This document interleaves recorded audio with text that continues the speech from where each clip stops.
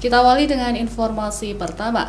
Saudara, Badan Meteorologi, Klimatologi, dan Geofisika Stasiun Geofisika Matahari Aceh Besar mencatat hingga awal Maret 2022 terjadi sebanyak 236 kali gempa di Aceh.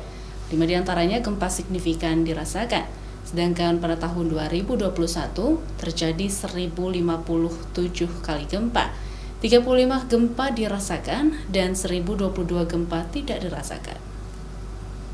Gempa dirasakan secara signifikan dalam tahun 2022 ini di Aceh, terjadi sebanyak 3 kali dan seluruhnya berpusat di Calang, Aceh Jaya, serta dalam waktu yang berdekatan, yaitu terjadi pada tanggal 1, 5, dan juga 10 Maret.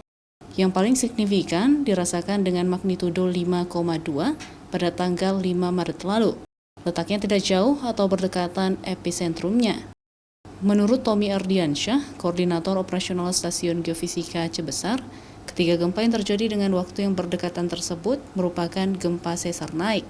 Terjadi karena aktivitas subduksi di barat Aceh, di mana terjadi tubrukan lempeng Indo-Australia yang menghujam lempeng Eurasia.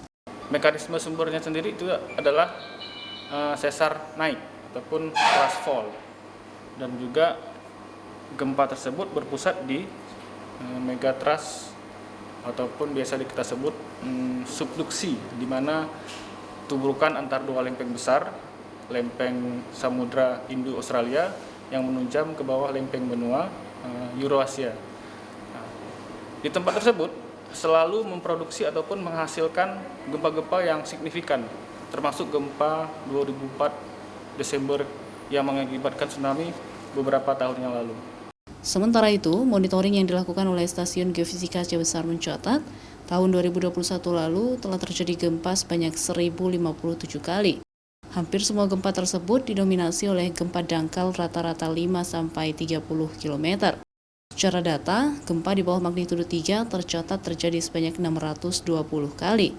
Kekuatan 3 hingga 3,9 magnitudo terjadi sebanyak 333 kali gempa, dan kekuatan 4,0 hingga 4,9 magnitudo rata-rata terjadi sebanyak 97 kali gempa. Mustajab, Kompas TV Aceh Besar.